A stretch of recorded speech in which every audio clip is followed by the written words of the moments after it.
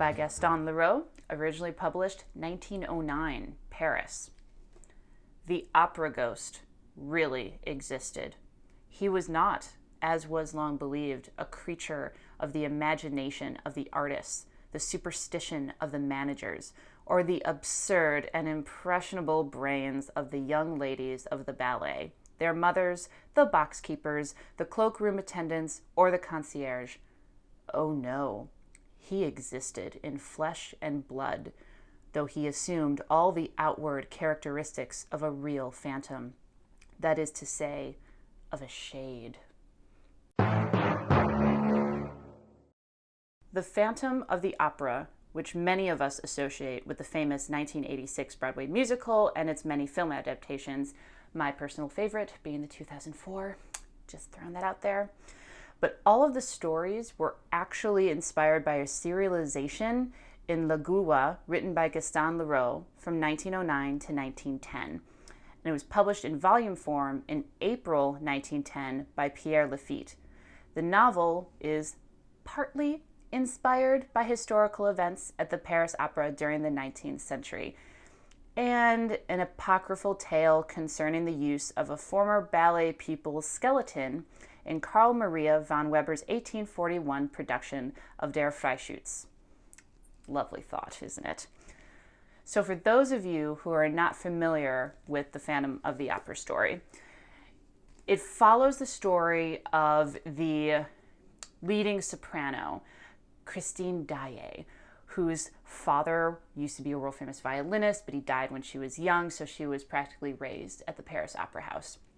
And it also follows the story of the opera ghost, whose name is Eric, and you only know that within the book. Other things don't reveal it. So, and of course, Eric, OG, the opera ghost, is in love with Christine Daae, but Christine Daae is in love with her childhood sweetheart, Raoul, the Vicomte de Chagny. Really? Sounds awesome, right? So I bought The Phantom of the Opera, you can see the Barnes & Noble's classic edition, when I was in middle school after seeing the play for the first time.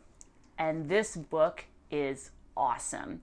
It is a classic horror novel right alongside Dracula, Mary Shelley's Frankenstein, and it has all of the other tidbits that we just love with when it comes to a fun horror read. There's murder, kidnap, intrigue, love, and you totally sort of want the bad guy to win. Like, what's not to love here? So The Phantom of the Opera, back in the day, still stands, in my opinion, above all of the adaptations, both on stage and on film. But it doesn't mean you can enjoy both. I definitely will still be watching the 2004 version with popcorn and slippers. So consider the book the behind the scenes, deleted scenes accessory if you want to try something different and read the story that inspired all of the other stories. You won't regret it. So what you should drink while reading The Phantom of the Opera. This book goes with a martini, straight up. This does not require any complicated cocktails. And it's a horror novel. You want like a spine-chilling accompaniment. So not a complicated recipe here, folks. Pour a little bit of vermouth into your martini glass, shake it up, and dump it out. Yes, I said dump.